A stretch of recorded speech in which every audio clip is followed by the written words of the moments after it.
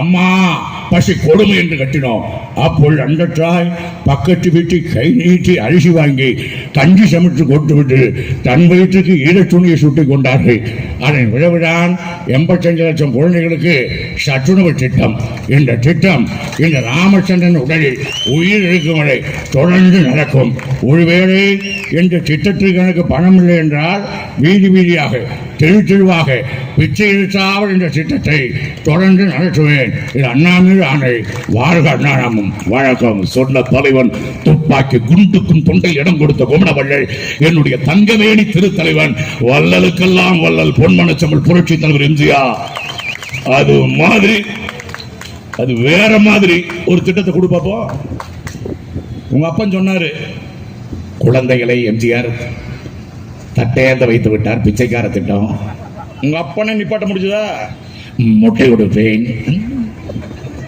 தொட்டை. இப்ப இவ்வளவு திட்டத்தை நிப்பாட்டி இல்ல, அம்மா திட்டத்தை கொண்டு வந்து நிப்பாட்டிட்டு இல்ல. நீ வா, ஓட்டு கேட்டு வாழ. மக்கள் என்ன பண்றாங்கன்னு பாரு. தமிழ்நாட்டில் செல்வ வளம் அதிகரித்துக் கொண்டே வாங்கும் சக்தி அதிகரித்து விட்டது.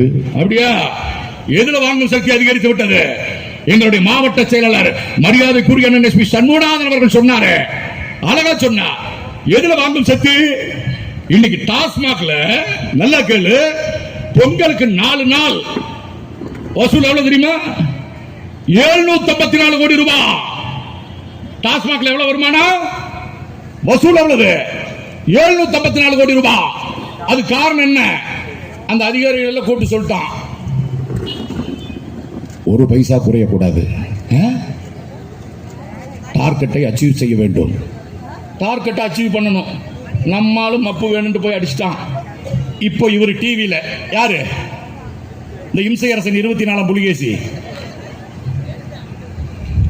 வந்தாரு. நான் மன்றாடி கேட்டுக்கொள்கிறேன், நான் மாணவர்களுடைய பாதங்களை தொட்டு கேட்டுக்கொள்கிறேன்,